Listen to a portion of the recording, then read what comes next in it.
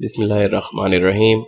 Hello everyone. This is Zishan Lagari and you are watching Zishan Biology channel. Today our topic of discussion is role of plant growth substances in plant movement.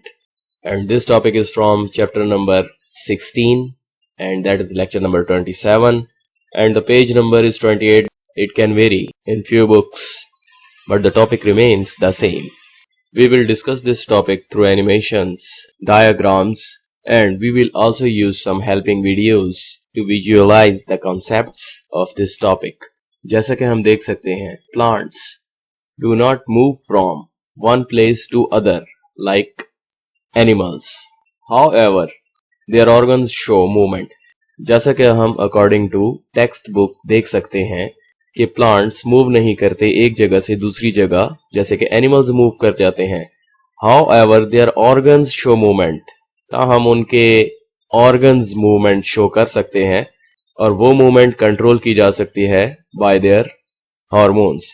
यानी कि plants movement show करते हैं अपने organs की like stem, root और leaf. जैसा कि हमने इससे प्रीवियस टॉपिक के अंदर डिस्कस किया था कि प्लांट्स टर्न हो जाते हैं, मुड़ जाते हैं टूवर्ड्स और अवे फ्रॉम द स्टिमुलाई. और ये मूवमेंट, ये टर्न किसकी वजह से होगा? For example auxin, this is hormone और ये इंपॉर्टेंट रोल प्ले करता है फोटोट्रोपिज्म के अंदर, यानी कि स्टेम का बेंड हो जाना towards the stimulus of light. And stem is also the organ of plant. Auxin के इस रोल को जिसकी वजह से फोटोट्रोपिज्म हो रही है उसको हम इस एनिमेशन के थ्रू समझेंगे. उससे पहले हम कुछ थ्योरी को डिस्कस कर लेते हैं ताकि अकॉर्डिंग टू कॉन्सेप्ट हम उन वर्ड्स को अच्छे से मेमोराइज कर सकें.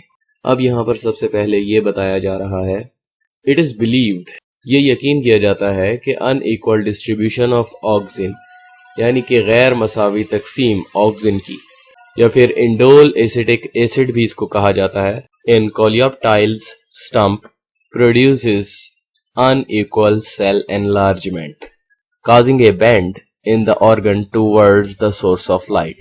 यानी कि वजह बनता है ऑक्सिन की अनइक्वल डिस्ट्रीब्यूशन स्टेम में, उसके बेंड हो जाने की towards the source of light, यानी वो स्टेम लाइट की तरफ मुड़ जाता है. आइए इसको विजुअलाइज करते हैं. आपकी बुक में वर्डिंग यूज की गई है कोलियोप्टाइल स्टम्प.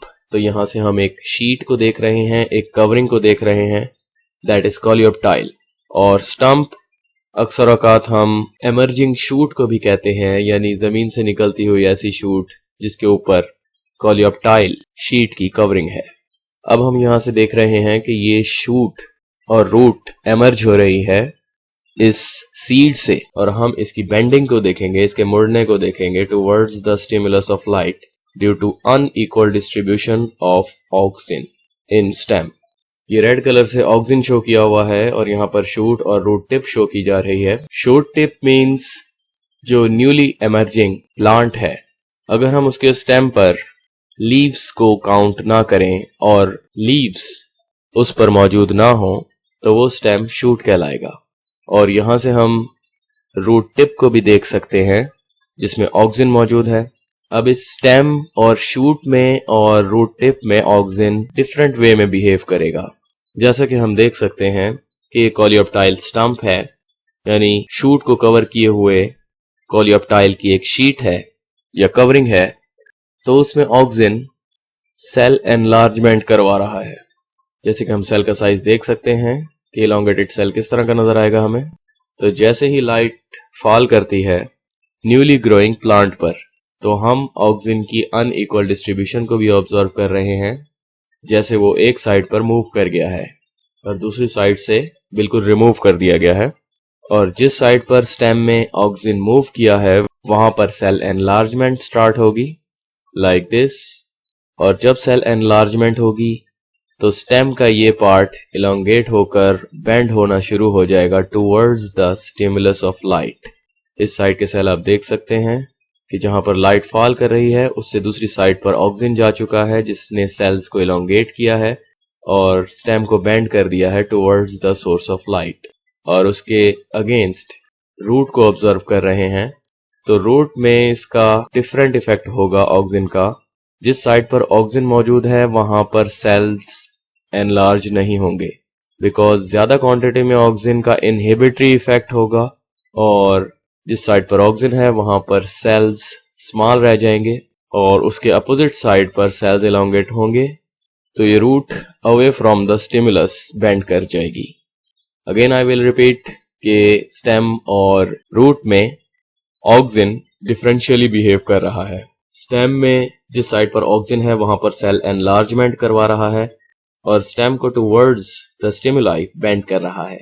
और अगर हम रूट में देखें तो जिस साइड पर ऑक्सिन मौजूद है, ये रेड कलर के डॉट्स आपको नजर आ रहे होंगे, यहाँ पर वो सेल्स को ज्यादा ग्रो होने नहीं देगा। तो जब सेल्स स्मॉल रह जाएंगे इस साइड के जहां पर ऑक्सिन मौजूद है इन हायर क्वांटिटी, जैसे मैंने पहले बताया था इसका इनहिबिटरी इफेक्ट होगा, तो उस साइड के सेल छोटे होंगे और ऑक्सिन के अपोजिट साइड वाले सेल जहां पर ऑक्सिन मौजूद नहीं है वहां पर इलोंगेशन ज्यादा नजर आएगी और ये रूट बेंड कर जाएगी away from the stimulus of light और टूवर्ड्स वाटर।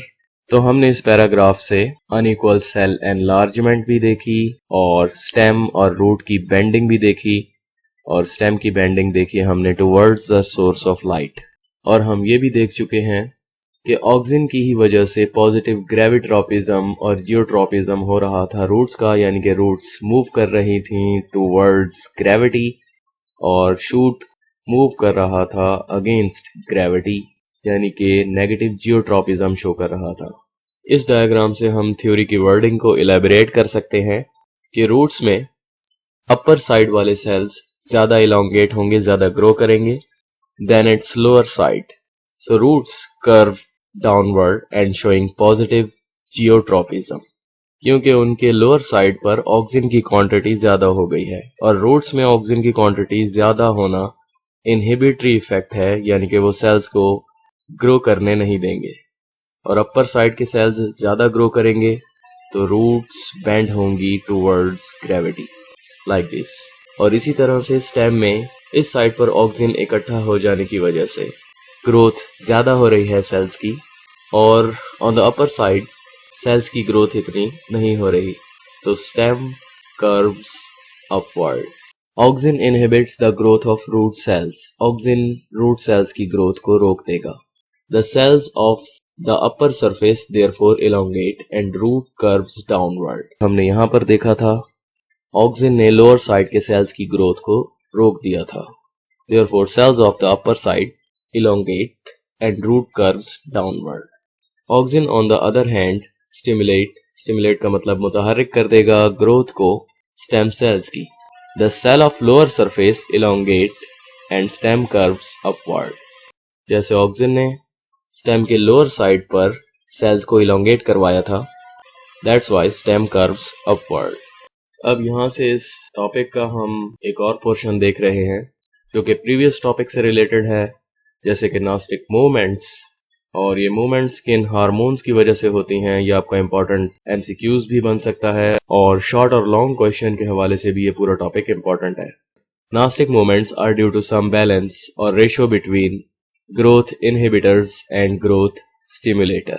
जो नास्टिक मूवमेंट्स हैं जैसे कि हमने पढ़ा था एपिनास्टी एंड हाइपोनास्टी, ये मूवमेंट्स प्लांट शो करता है कुछ हार्मोन्स की वजह से, और वो हार्मोन्स ग्रोथ इनहिबिटर्स ग्रोथ को रोकने वाले एब्सिसिक एसिड और ग्रोथ को एनहांस करने वाले ग्रोथ स्टिमुलेटर्स लाइक जिब्रेलिन्स की वजह से होती हैं। तो यहाँ से हम कुछ नास्टिक मूवमेंट्स को ऑब्जर्व कर रहे हैं।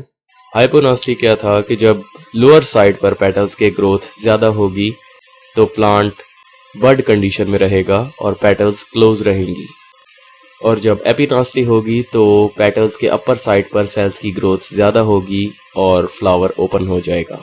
होप सो आपको इस टॉपिक में से बहुत सारे कॉन्सेप्ट्स क्लियर हुए होंगे।